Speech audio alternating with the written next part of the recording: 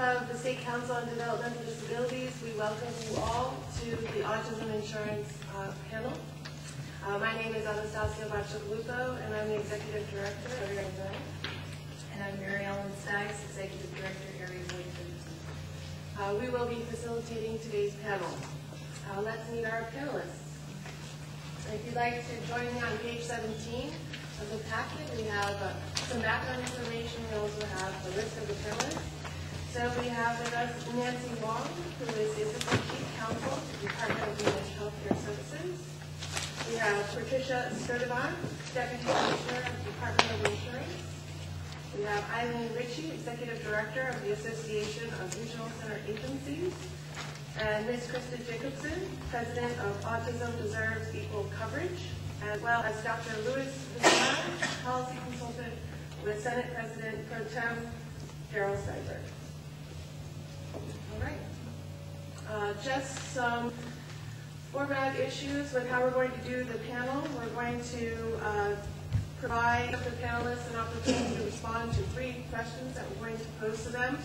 They will have about 2.5 minutes to respond. We have little signs to let them know when they're close to the end of their time. We have time set aside for council members to pose questions, as well as the public attending in person today and the public attending via phone. I would love to ask that all phone participants please mute your phone. Mary Ellen will be handling that part of our conversation, and she will let you know when you can unmute, and then we'll take a question or two, maybe more, if possible, from those participating via phone. Okay, so let's get started. The State Council on Developmental Disabilities, through the work of Area Boards 9 and 13, began to hear from families statewide about issues around the implementation of Senate Bill 946 last summer, specifically related to children who receive services from a regional center. Families have expressed to us a very unequal and different experience depending on the regional center as to the assistance they receive or have not received with insurance co-payments and deductibles. Additionally, overall, families have experienced problems in transitioning to private insurance coverage.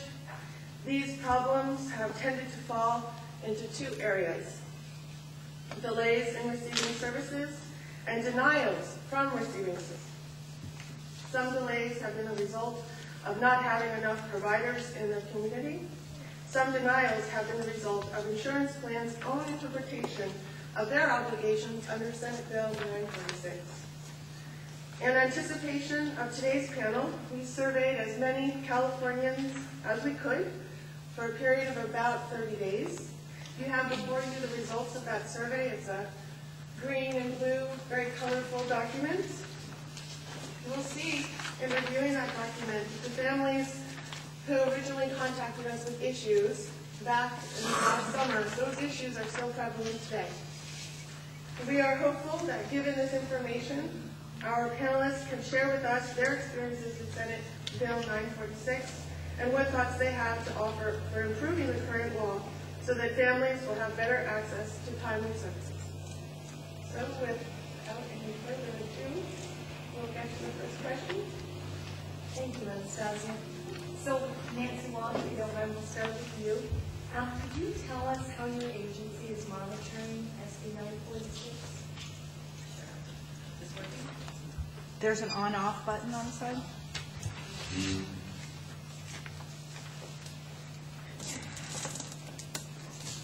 Hi. Am I good now? Yes. I'm Nancy Wong. I'm from the Department of Managed Healthcare. We regulate and license HMOs and a couple PPOs. I want to differentiate between jurisdiction. Pat's office department. Can you speak up? Sorry. Yes, I can. I wanted to differentiate between the Department of Managed Healthcare and the Department of Insurance. We have different jurisdictions over different health plans. So there's a complex regulatory scheme in the state, and the Department of Managed Healthcare regulates HMOs generally and some PPOs. We're hitting this issue on a number of fronts. We monitor, we have the health center 24/7.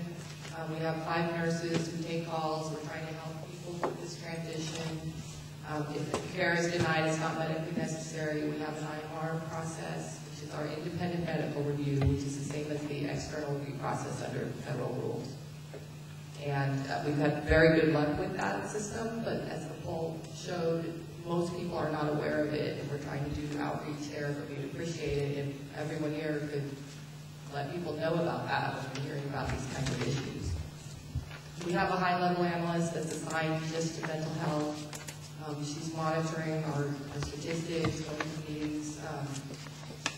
We also have our division of plan surveys, and we are going out to plans and monitoring them on-site and auditing them. And we recently came out with major findings regarding timely access of mental health care with a large plan on Monday. That was in the news today.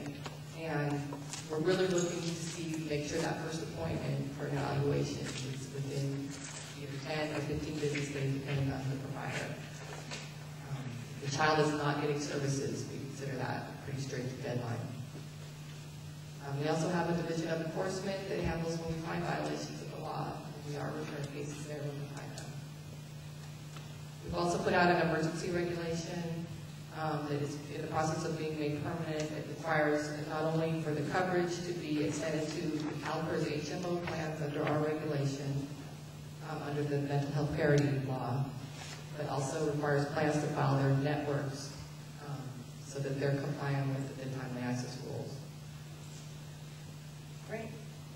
Thank you so much. And Nancy, there is a flyer available with the numbers for people to call in, isn't there? For people that have issues. Thank you. We'll make sure that gets in the board packet.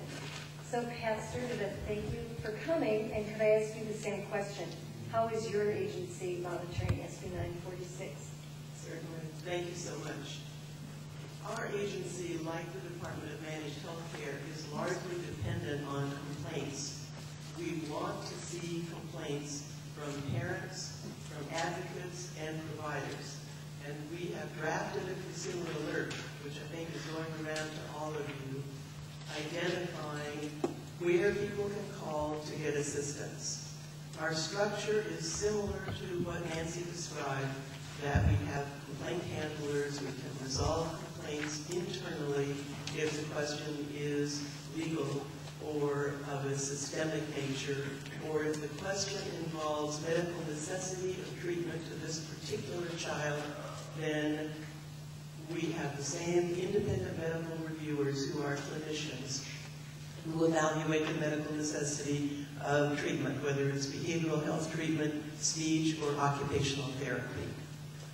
We also get complaints from other agencies, and the survey that you did will be very helpful to us, even though I note that while it says it's dealing with insurance, it only refers to the Department of Managed Health Care. So it's not clear to me which, if any, of the responders were addressing issues with insurance plans or policies that we regulate. That would be helpful to know if that information is available. We similarly have what we call market conduct exams, which are like surveys at the DMHC, where we look at claims processing and handling. But most significantly, we are monitoring compliance by drafting a set of emergency regulations that interpreted the mental health parity law, despite us having been on the books for 14 years now, and Senate Bill 946. And we prohibited practices after finding that an emergency exists. Those practices that are prohibited are delaying or denying treatment on the grounds that there are visit limits or dollar limits. Visit limits are absolutely prohibited. Dollar limits can only be justified if they apply equally to all benefits under the policy. And as to behavioral health treatment, prohibited practices are delaying or denying it on grounds that IQ testing is necessary, on grounds that it's experimental, investigational, or educational, and on grounds that a provider has to be licensed, assuming that provider or supervisor has a national certification from the Behavior Analyst Certification Board or a comparable entity. Thank you. Next, we'd like to hear from Eileen Ritchie, who is in charge of ARCA, and you probably get a lot of feedback from the various regional centers, so if you can share how your organization is monitoring SB 946, we'd appreciate it. Thank you so much for having me here this morning. ARCA stands for the Association of Regional Center Agencies. We are a trade organization, or other people would consider it a membership organization. Currently, all 21 of the regional centers are members of ARCA. So we do not have any monitoring responsibilities either for regional center activities or around SB 946. But with that said, back in 2012, early 2012, regional centers came to us out of concern about the impending implementation of SB 946.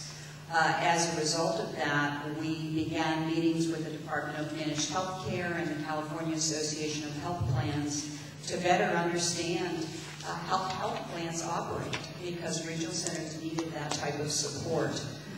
In March of 2012, we began meetings with the California Association of Health Plans, the Department of Managed Health Care, and the Department of Developmental Services to talk about issues around implementation. We established a work group of the 21 regional centers to talk about how we would implement SB 946, which to this day still meets. We then arranged, and we're so appreciative that the Department of Managed Health Care provided a training to regional centers around the appeals process, which was a webinar which is saved and available, and I know I've provided it to you all as well. In addition to that, we developed FAQs around implementation of SB 946. In addition, we contacted all of the health plans and were able, almost in all instances, to obtain a single point of entry, which we found to be critical for regional centers, because getting through the maze of health plans is very trying. In addition to that, we have continued to have meetings with the regional centers to discuss common implementation issues, and as we identify those issues, we're working to address those issues with the Department of Managed Health Care. And we really want to thank the area boards for what they've done relative to reaching out and providing more information. This is a very complicated issue, and as much information we can get out there for families, it's better for us all relative to implementation. Thank you very much. Kristen Jacobson, if you could tell us how your organization is monitoring SB 946. Yes, my name is Kristen Jacobson. Thank you very much for having me here today. I represent a number of organizations, so I'm going to talk a little bit about, we're sort of looking at it from the consumer perspective to try to gather what the consumer's perspective is on the implementation of SB 946. I sit on the steering committee of the Alliance of California Autism Organizations, which is leaders from more than 40 local, state, and national parent organizations, and so we get feedback directly from those organizations on how the implementation process is going. I'm the state policy chair for Autism Speaks, which has 150,000 sort of members / contributors in California who provide information. I collaborate with the Autism Society of California that has 70,000 members in California, and they have put together a survey. They got a higher response than they were expecting. They had over 800 survey participants, and so our survey respondents, and so they're in the process of trying to finalize the data and make it available to this group and to the legislature on some challenges. And I can share just some very brief, highlights of what it sort of is bubbling to the surface. I participated on the SB 946 task force that the Department of Managed Health Care ran in consultation with the Department of Insurance, and we focused a lot on implementation issues, and actually it was a great opportunity to have the health plans and the advocates and the providers and physicians and some lay experts all in a room together identifying what some of the challenges are. And even though our charge was after SB 946, the the collaboration was very useful. And then I also co-moderate or participate on several listservs that focus specifically on insurance, and that's probably the primary way we monitor. There are more than 1,400 members in California and more than 2,000 members in and outside of California that feed us specific issues that we track and monitor. Wonderful, thank you. And Dr. Bismarck, if you'd be so kind as to answer the same question, how is your office? Thank you, and again, my appreciation to everyone here, the privilege of this meeting and sharing this information. Keep it really brief and simple. Number one, our office gets a lot of phone calls, a lot of emails, a lot of personal contact. And while often these are anecdotal types of calls that we get, they're often very key and instrumental in identifying systemic problems. And when we identify those systemic problems, we work closely with most of the folks within this room, other organizations, EMHC, Department of Insurance, and again, work collaboratively with those to try to understand the genesis and provide solutions. So it's this personal contact that is very crucial. There are several other ways. Number two, we do have a Senate Bill 126 that Senator Steinberg is carrying on staffing that will extend the provisions of SB 946 for an additional 5 years until July 1st, 2019, and will be policy hearings. And number three is working closely with the existing organizations. And finally, there have been discussions with the program about the possibility of having additional informational hearings through the Senate Select Committee on autism and related disorders on the implementation, if that would be helpful in the future. Thank you. Thank you. All right, so we'll move to the second question, and starting with Nancy, please. What are the trends and or challenges you are seeing with the implementation of this law, specifically through the Health Center, your role, and general?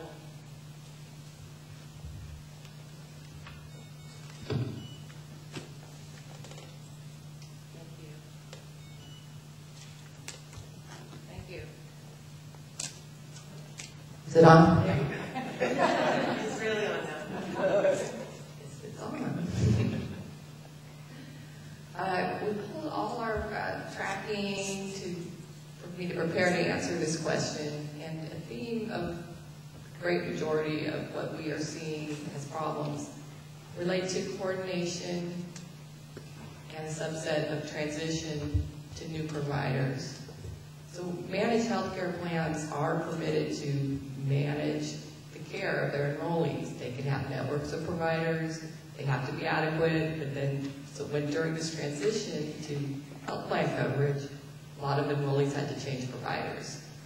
So the way we tried to help was to require the plan to have an adequate network. They have to file their network. We're looking at that. We're also trying to help people have longer transitions for the change. We're also seeing a lot of disputes regarding the number of hours for the behavioral health treatment, the setting of the care, whether it's at home, in an outpatient setting, or in school, the type of care, whether it includes group social skills training or just ABA 101. Those kind of disputes go to our independent medical review. We've had really good results, almost 100% results on that. We don't have the issue of visit limits and dollar limits. We require plans to cover all those therapies without those limits. But there are barriers associated with health plans' utilization management process. So this is when providers have to request pre-authorization for care. And that process can be cumbersome and difficult for enrollees. We have a lot of providers bringing those to our attention, and we are following up on those issues.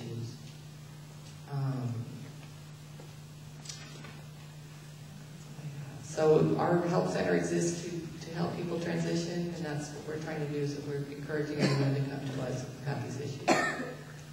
Very good, thank you, Nancy. May we ask the same question of you? Trends, challenges? The challenges that we see with implementation of Senate Bill 946 are the very same trends and challenges that we've seen for 40 years since the passage of the Mental Health Parity Act. And those can be generally characterized as delay, deny, and defend. There are a number of specious reasons, in my humble opinion, that have been offered by the insurers and plans to say that this treatment is not appropriate. The first one was that there were no double-blind experiments done to validate the research. And as I understand it, you can't do double-blind experiments on human subjects to see how they'll do with no treatment. So when that argument was put to rest, the next assertion was that the science was experimental investigational. So treatment was denied on that ground. And that continued for a number of years. The science did evolve, but the seminal study was done in 1987. So it was not experimental or investigational, in my opinion, from the time that the Mental Health Parity Law was enacted in 1999. And it soon became apparent from independent medical reviews in the DMHC system and in the Department of Insurance system that the independent medical reviewers agreed this treatment is the standard of care. Then the next line of defense was, oh, it's not medical, it's educational, so we deny. So the theme is one reason after another will be offered why kids don't get care that they need when they need it. The latest one is IQ testing is required. And I'm sure we're going to see the same things that Nancy is seeing, that there'll be arguments that supervision isn't necessary, even though that's key to success of applied behavioral analysis treatment. Or I expect that there will be arguments that other kinds of treatments that are scientifically validated really aren't. So the history is a sad one. This treatment transforms young lives, and it is cost-effective, as we showed in succeeding with an emergency regulation, which was effective on March 11th. If the treatment isn't provided by private insurers, which it should be, then the cost shifts to governmental entities, school districts, social services, adult habilitative care, and ultimate institutionalization. So I expect we're likely to see all of those same kinds of arguments retreaded so that they're not exactly duplicative, and those are the challenges that we face. Thank you very much, Pat. Eileen, if you could speak to the experiences of ARCA and, of course, the regional centers. This has been, to say the least, a very complex systems change for both families and for regional centers. First, learning how health plans work, and as Pat, in many of the issues that Pat raised, we have run into those issues as well. But the complexity has been, I think, much more than we anticipated. Regional centers have been trying to assist and have been assisting families, outreaching to health plans, again, establishing contacts that they may or may not have had in the past, training staff and explaining the transition process, developing materials to outreach. But there are still a lot of major issues. It has been difficult. It still is a very difficult transition. What we get involved when regional centers identify issues that appear to be systemic in nature, and then we contact the Department of Managed Health Care, Department of Insurance to try to better understand the issue and then get that information out to the regional centers to assist them to help families. But we're still seeing problems with network inadequacy, certainly in certain areas of the state. We're seeing issues around health plans indicating that the services are experimental, even though very much these services are transformational for many families and their children and are of critical importance. We're also seeing delays in the length of time relative to transition, health plans putting up barriers to transition, and And so I think, for us, the takeaway on this is that anytime there's this type and level of systems change, which this really is, there really needs to be a thoughtful and smooth transition to ensure that families are not going without services in the interim. Very good. Thank you very much, Eileen. Kristen, what do you hear from you? Yes, certainly. I'm going to echo what my fellow panelists have said, just with sort of the family perspective. First of all, I wanted to clarify, Nancy, can you clarify when you said that almost 100% resolved well? I believe you meant 100%, almost 100% denials are being overturned in favor of families. Is that right? From necessity.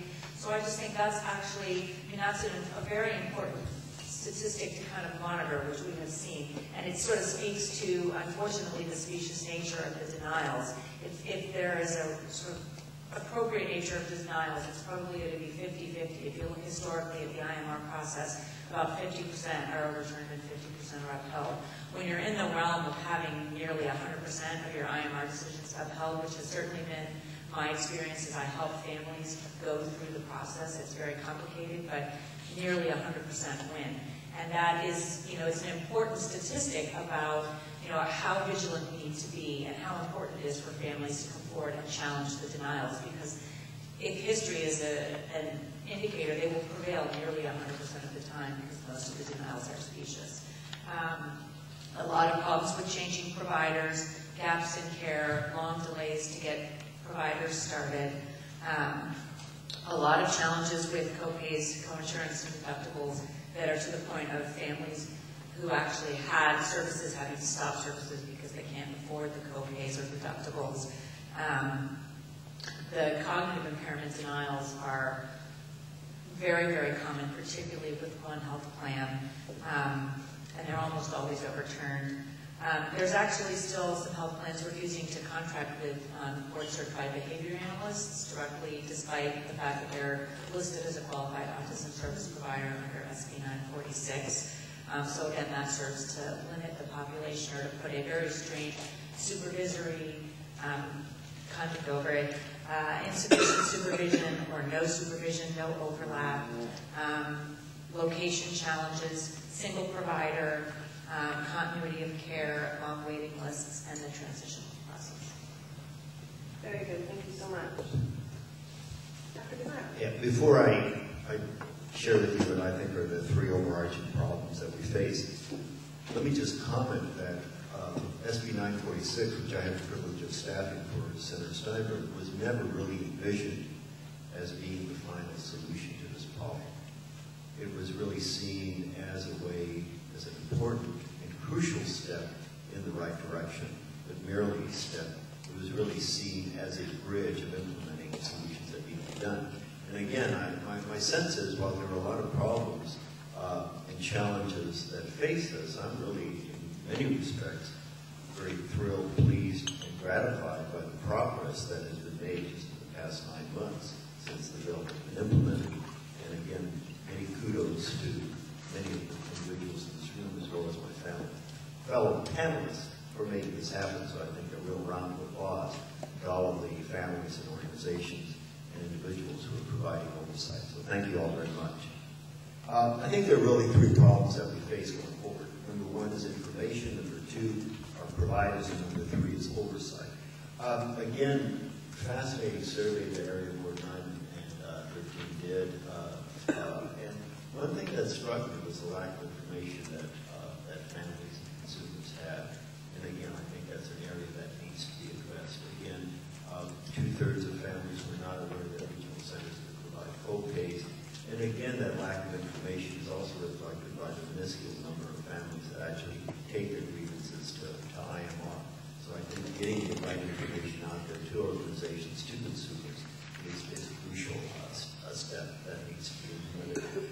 The whole issue of a network of providers, what we need to basically do is to realize that behavior intervention therapy is crucial. It has to be integrated as a mainstream part of medical therapy, and we need to continue moving in the right direction to professionalize the industry and to have standards, licensing, and adequate network.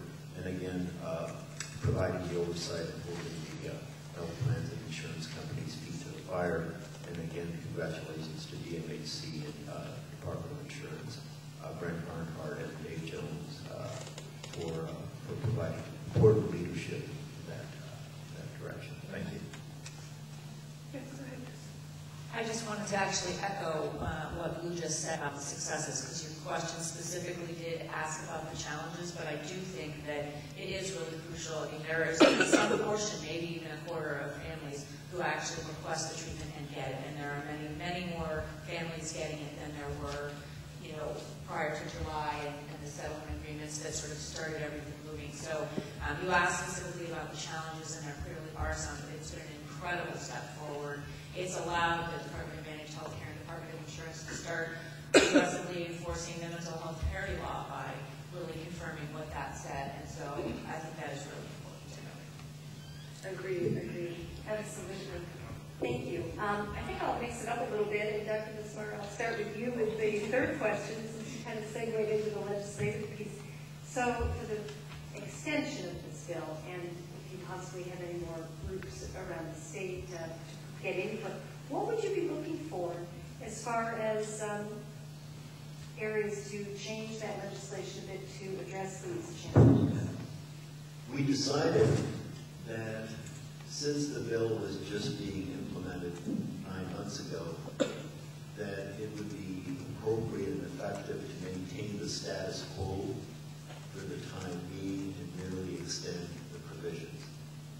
Our concern was that if we suddenly changed it immediately or tweaked it and made modifications, that potentially there could be certain individuals or certain parties or certain plans of insurance that would then bring a whole new issues or barriers that would prohibit moving forward.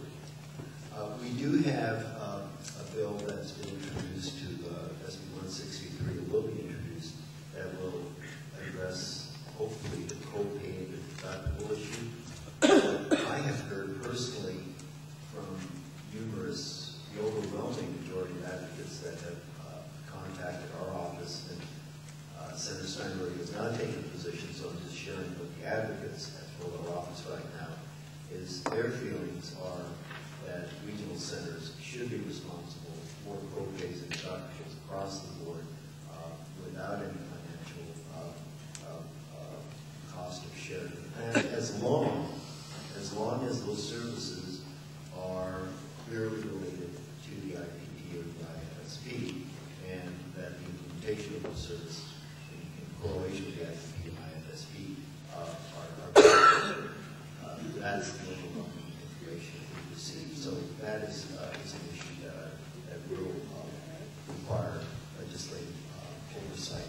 The other area that we're exploring is a certification bill for autism-related behavioral health therapy. Senator Kern Price is carrying that bill, and that's SB 322. So these are three important areas of legislative action that are being implemented currently. Excellent information. Thank you. And Kristen, do you have anything to add to what you'd like to see especially as a consumer rep for the bill? Yeah, I guess I want to just echo what Dr. Bismarck just said about what I think the priorities are, because we also have issues with the interaction with the Affordable Care Act and our essential health benefits. It's just absolutely critical that we extend SB 946, so we really want to just keep that simple and extend it, and then we will have more information about how to tweak it there. I think the certification bill is going to be very important. We want to move to professionalize and oversight in California, the provider pool, and provide additional consumer protections. And that, the SB 946 task force was completely unanimous in its recommendations about how to move to licensure. And while we can't at this point move straight to licensure, we can start forward towards certification, but follow the outline and the rubric that the task force agreed to. And I think it was very impressive that a very disparate group of health plans and advocates and providers were able to come together and make a unanimous recommendation. Once we came to the table, we actually did find quite a bit that we agree with in terms of how this should be done. I think there are other, I'm really glad to that ARCA's been having with CAP and DMHC and CBI, I think it's actually really critical that the advocates get included in that conversation directly so that there's not a filter, because we see firsthand so many of the issues and also can be very helpful in understanding and bridging the problems among those groups. So I think that's something that would be a really helpful solution in helping the transitions, because we can identify the problems before they become bigger problems. I think it's also going to be imperative for continued oversight with the Department of Managed Healthcare and Department of Insurance in terms of enforcement actions. Because while it's very heartening that 100%, nearly 100% of independent medical reviews are overturned, that says that these issues are pretty solid, and each family should not have to go again and again and again. As you see, very few even know about it or pursue it, and so there's lots of people not getting it. So I think both agencies are looking at that and coming out with systematic ways to, if there's a systematic denial that's overturned consistently, figuring out how to stop that. Thank you. Do you mind? I love one thing now.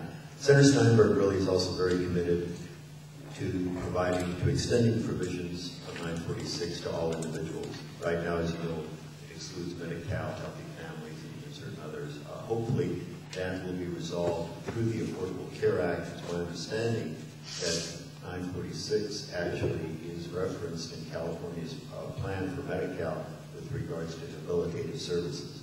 But again, extending the provisions to all individuals. And again, remember that 946 has no age limit, so it's not merely for children. Extending it to all Californians is very, very high on the Senator's determination. And I will echo that that is one of the highest priorities of the constituencies, that we really need to spread the benefits beyond. And it's a complicated issue, it's complicated for here, but getting it in Medi-Cal and PSDT where it really should be already needs to happen, as well as restoring early start, which is a little bit different, and the trophy issue. So there's so many bills, there's too many to talk about. Right. Thank you, though. Some encouraging news. Eileen? If you would like to take your turn. Of course. Thank you.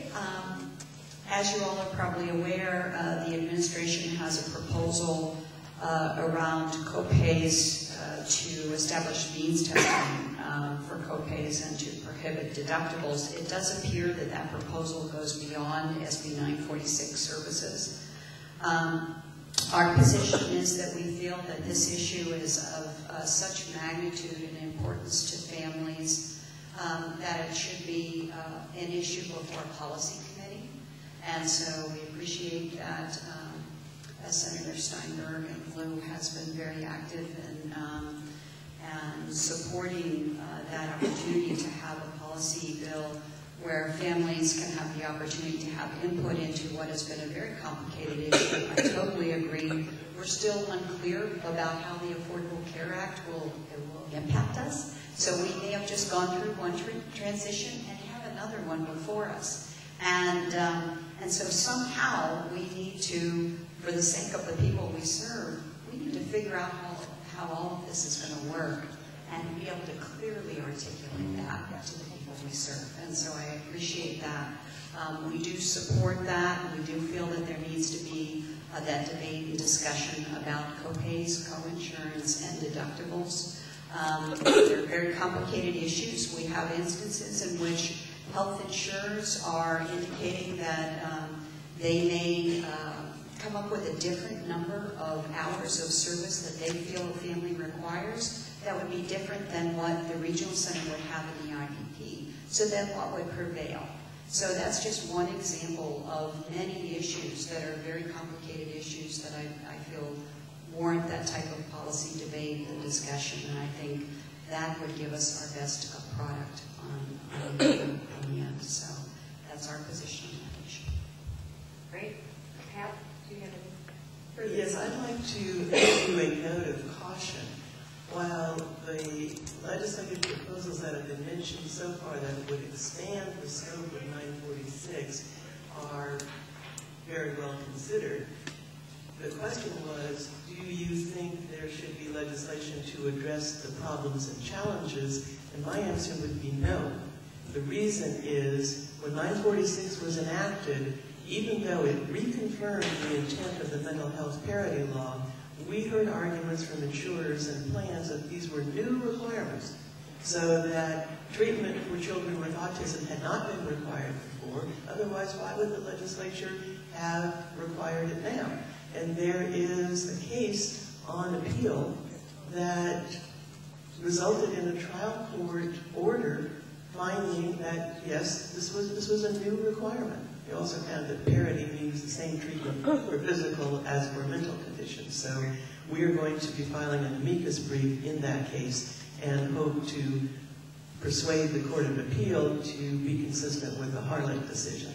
But I think the problem, as many of us have said, is information.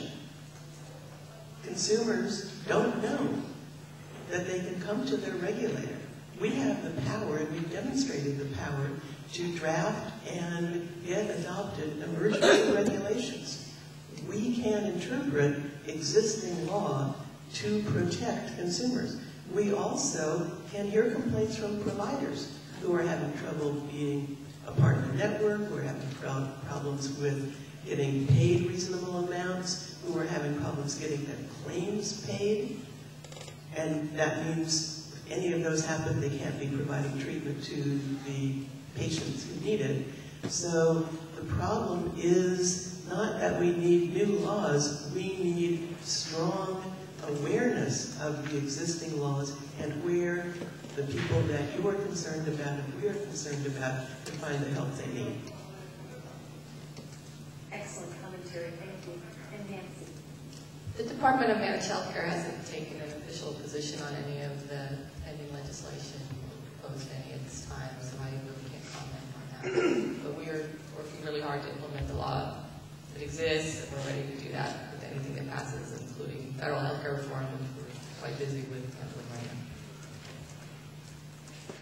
At this point, we would like to ask the city council members if they have any questions for the panelists.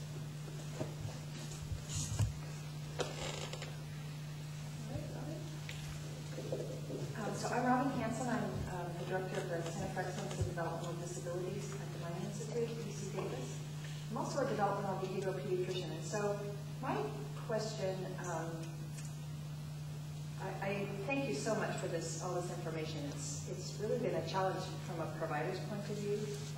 And I would just like to emphasize the importance of engaging the physicians in this whole implementation, because I think both primary care physicians and subspecialists who are working with children who have autism and other neurodevelopmental disabilities often lack information about how to be good advocates and how to support their families.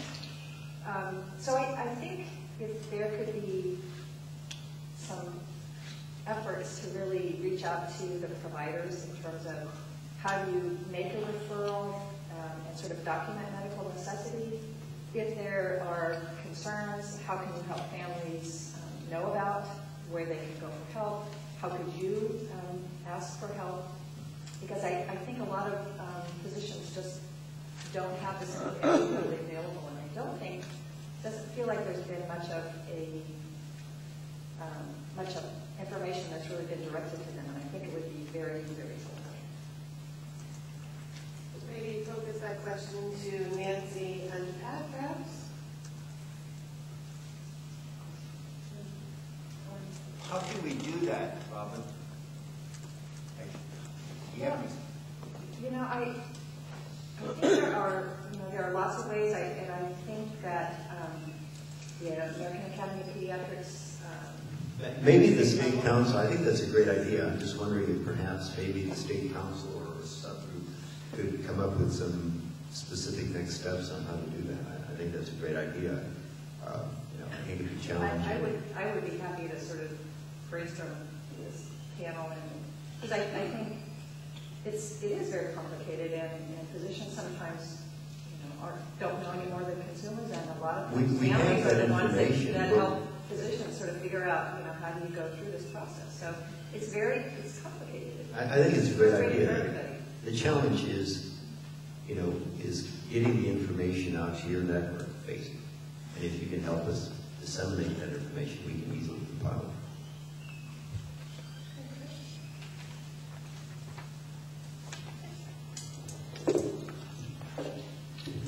April Lopez. I just wanted to add a little bit on that. I run an office where I have staff that will call in to get authorization from the insurance companies. And we have to remember that sometimes they're not as sophisticated they're basically calling in and asking what the deductible is, what the benefits are, and sometimes when EOBs come in or information is sent out, even though there's an authorization, it's hard to get payment on those because of documentation, which can be quite challenging financial for whatever office, whatever doctors are doing the work. So, and my thoughts is that every professional that are seeing patients have requirements to do so many trainings per year. It might be possible to go through those networks. There's usually for every specialty, because they're probably discussing the same issues that everyone else is experiencing financially. It becomes a burden in their office, and if they figure out how to send that information in the correct way the first time, it doesn't cost them more money.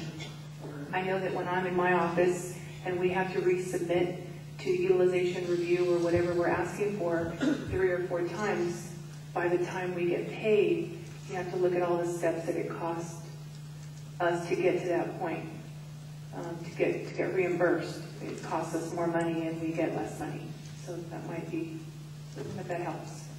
That's something I'd like to address on, it's one of the problems that I don't think any of us touched on, which is actually the amount of information that the insurance companies are requesting and requiring to get a pre-authorization is really excessive. And so part of it is we need to compile and get information out to the providers to know that just because an insurance company asks for it doesn't necessarily mean that you have to provide it or that they're entitled to it, that they should be able to make the decision without it. And what SB 946 says is you need to have a confirmed diagnosis, you need to have a treatment plan with measurable goals and objectives, and you need to document, the current status and deficits. Most, treatment plans have that in there, and the documentation for a diagnosis is relatively easy to get. That's all that should be required. So when they ask for more information or this information, those are unnecessary hurdles and delays. If you've provided everything that's in and required in SB 946, they have to have reasonable utilization programs. But what providers don't know is you can actually challenge that, or the families can challenge that and say you have enough information to make this decision, make the decision.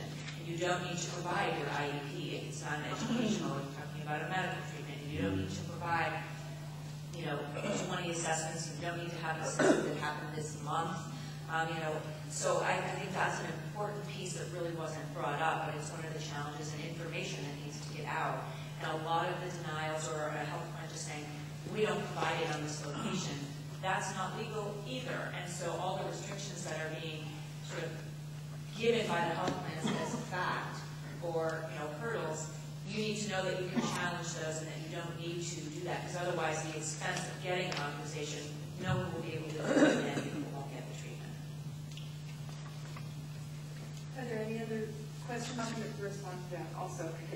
Because remember that right now, which is why it's so important to get the information out, when someone from the office, when there's a new patient that comes in, oftentimes staff will call to get authorization first before that patient ever even comes into the office.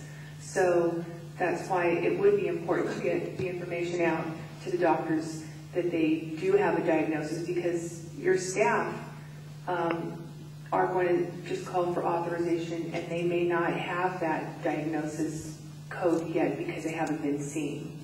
So thank you so much. We want to make sure that the public also has an equal opportunity. We have a lot of callers, so I think I'll have Mary Ellen now move to the public. Okay, if we could start with a caller who's calling in, and then what we'll do is rotate from a caller to the public present. So if someone on the line would like to ask a question, in the meantime, I'll get a microphone and give it to the public here. Do we have any callers with questions? I have a question. Okay, can you say what your name is, please, and where you're calling from? Yeah, Karen Central, Autism Health Insurance Project. I have a question for the ARCA representative. Okay. And I came in late, so I'm not sure the name of this person who's from ARCA. Eileen Ritchie. Eileen Ritchie. Has there been any talk about, like, I know that many plans have taken several months to switch over from regional centers to insurance. Like, the law went into effect July 1, and a lot of plans have been sort of, a lot of health plans have dragged their feet on providing services. And I'm just wondering if there's been any talk among ARCA folks about going after the insurance companies to try to get them to pay from July 1st. Retroactive payments. Boy, that one has not come up. I think that what we're trying to do as much as possible is to identify the issues as they come up and try to work through the appropriate entity, whether it's Department of Managed Healthcare, Department of Insurance, and try to, as much as possible, obtain services for that family as soon as we can, even if the regional center has to assist the family in working on the appeals for that service. So, but no, I don't believe that we actually have gotten involved in retroactive appeals. I think there's a lot of money that is the public money that you could recover if you did that. And I think it's really worth exploring because they are liable from July 1st. And I think it's I think it's an easy win. And I think it might need to be litigated, but I don't think they could not, I think you would win. And I think that there's a substantial amount of money that you could recover. And given that there's been, problems around deductibles and disputes around that, that money could be used to pay for some of the things like deductibles. Do you understand what I'm saying? Yeah, this is Louis Marr from Senator Senator's office. I think that's really an excellent point, and our office will look into that. It also highlights, though, a concern that I've had on the whole mental health parity law, which was passed by Helen Thompson back in 1999, is it's a great law except for the fact that it has no teeth. There are absolutely no provisions. There are no stipulations. There's no action there's no punishment to that. And again, so insurance companies and health plans may be fined $20,000, $50,000, $100,000, which is really chump change to these individuals that are to these companies that are making tens of billions of dollars per year. So I think your point is an excellent one, and we will pursue it. Thank you very much, Karen. Now we'll take someone here in the audience. Thank you very much. This is a wonderful event to hear all this information. My name is Jonathan Reich. I'm a professor at Cal Poly in San Luis Obispo. I'm a father and son who has autism and who has benefited a great deal from an intensive ABA program that we've implemented over the last 5 or 6 years. The question I have is about when, as a state employee, I'm insured through a PPO. Even in open enrollment, I tried to investigate changing to the managed care options, the Blue Shield, only to discover that there was nobody in their network in our area that could even provide any service. So not unable to provide service, I stayed with the PPO. So my question is, Darrell Steinberg is apparently thinks very highly of extending 946 to everyone. I want to know, what is it going to take to do that? What are the definite plans necessary to make that happen? If my son breaks his arm, he's covered by insurance, but because he's diagnosed with autism, he's not covered. It doesn't seem right somehow to me.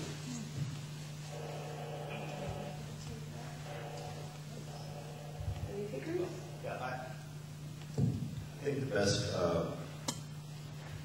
option for extending it to Medi-Cal will be through the Affordable Care Act, and we're actively pursuing that. There are restrictions from federal legislation with regards to self-funded plans, ERISA, et cetera, and unfortunately the state has no power and no opportunity. I think, again, it really basically goes back, however, to the point that you just made, is that we have to look at behavioral and mental health as an integral part of overall health care.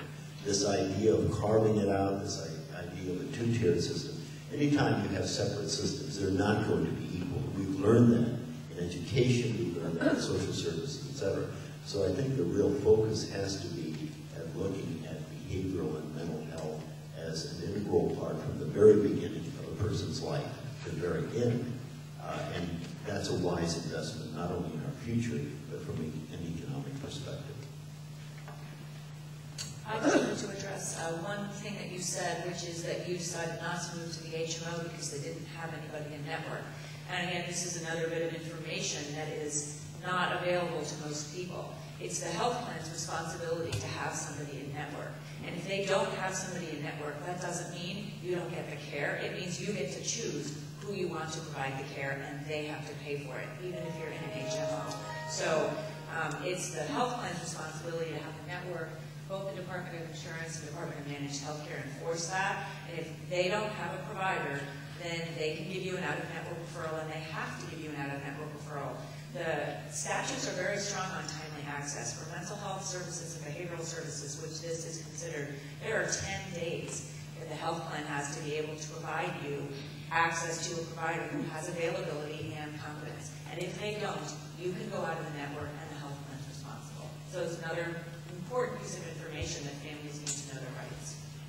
Wow, thank you. I did not know that. I'm sorry that I didn't know it, but read there's an article in today's Sacramento Bee that I just skimmed. Again, Kaiser has been found completely out of compliance in providing timely mental health services. So what's the MHC going to do about that? Not to put you on the spot. Did what? They have a correct. So, I mean, how much were they fined? Or how much money came out of the fine? That report was based on our Division of Plan Surveys report that came out on Monday. The findings of that report were referred to our Division of Office of Enforcement, and they haven't taken any action yet. It just came out on Monday. But as a result of the survey, Kaiser has instituted a corrective action plan to address each of the deficiencies we identified. And then, as to the networks, I just want to say that we have, as part of SB 946 regulations, the department require plans to file their networks in every county that they're in, and we're reviewing all that data now. Thank you very much. Do we have anyone else on the phone that would like to ask a question? Yes, hi, this is Diane Cullinane. I'm a developmental pediatrician in Pasadena, and I guess I have kind of a request. I run an agency that provides behavioral health services using a CIR4 type approach, and we have had challenges in trying to be included as a behavioral health service provider. And so my request is just for everyone from Department of Mental Health and Department of Insurance to maybe remind people that there are other evidence-based approaches in addition to ABA, because some of the people that we talk to and some of the application forms imply that it can only be ABA, and seem to be unaware that the Senate Bill 946 does provide for other evidence-based practices in addition.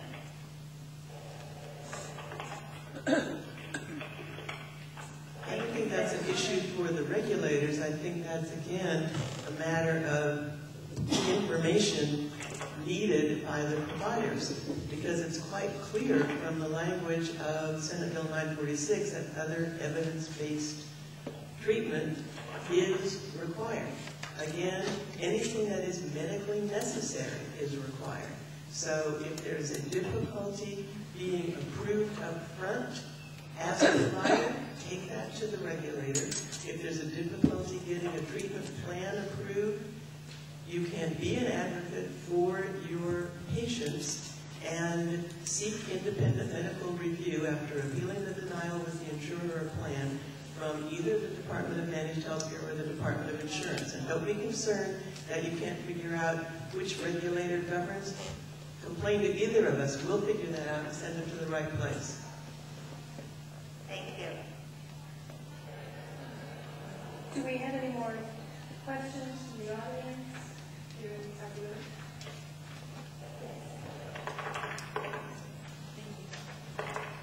Hi, I'm Linda McNulty, and I'm an advocate and a parent of a child with autism. And I have a question for Eileen Ritchie regarding regional centers.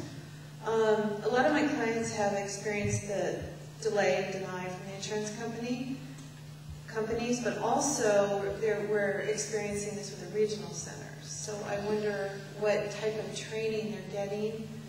I don't think it's intentional. I think they're not understanding the mandate of 946, or I'm not sure what the issue is, but my son has experienced an 8-month delay in services that the IPP decided he needed and that were deemed medically necessary. But the regional center is taking 8 months to decide, to talk to my insurance, to request documents. So I see more of an issue right now with the regional centers than I am with the insurance companies. So was your son already receiving services through the regional center? Yes. So he was already receiving services through the regional center, and then so the delay was in transitioning him to services through the health plan. Actually, what happened is we relocated from Golden Gate Regional Center. So we came to a new area with new behavioral services. We got them in place. They were deemed medically necessary. I went through all the parameters that were required of me as a parent. But the regional center is saying it needs to go to this committee and that committee, and oh, now we need you to take a parent training class. And all the while, 8 months has gone by, and now they're saying they won't retroactively reimburse.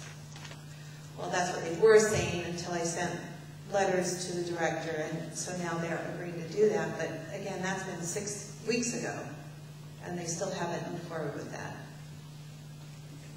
Well, so my question is, what kind of training are they getting? It seems to be an issue of training. Well, I think that it may be an issue of training, but it may also be an issue of the fact that you are transitioning from one regional center to another. You know, as far as the training, we don't necessarily train regional centers relative to rights or the appeals process relative to the regional center appeals process. What we have been providing regional centers training around is the whole issue of the transition to the health plans, and how if health plans are not picking up relative to their responsibilities around SB 946, what regional centers can do to try and get participation from the health plans, or as far as appeals on behalf of families, so that families would not have those interruptions in services. Thank you, Linda. I also want to comment that I have heard similar complaints from a lot of families, and I think a lot of this comes back to the co-pay issue and whose responsibility is it. And I do think, from an informational standpoint, it's very important to note that SB 946 was very, very careful to say that the obligation of the regional center is not reduced in providing services under the IPP or IFSP. And again, families need to know that the regional centers are not supposed to stop paying, even until the services are in place from the health plans. If it's on your IPP, it is the responsibility of the regional center. And yes, they have an obligation to look for generic resources to use insurance, and it's great that people have to appeal, etc. But in the interim, they're supposed to be providing treatment. Their obligation has not and will never decrease. And it's the same reason why we believe that they should be paying the co-insurance and the co-pay. Let's take 85% of the cost from the health plans, and then the regional center can reduce it and just pay the coinsurance. And just from a definitional standpoint, I do want to make sure I clarify, there is a term copay, coinsurance, and deductible.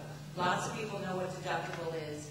It's what you can't get any insurance until you've met your deductible. And those range from $250 to $10,000, depending on whether you have a low or high deductible plan.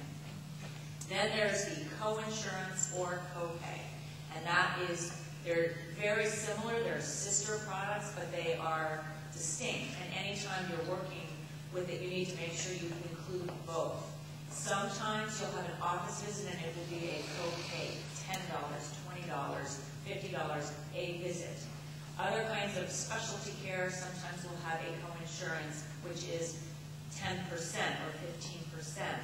And they're interchangeable. You're going to have one or the other, but any legislation, the trailer bill is silent on coinsurance. You need to make sure that it talks about copay and coinsurance and deductible because they're three distinct things. I just want to thank everyone for attending today and shedding light on this really thorny issue. I don't know if I have more information now than when I came in or have more questions to ask.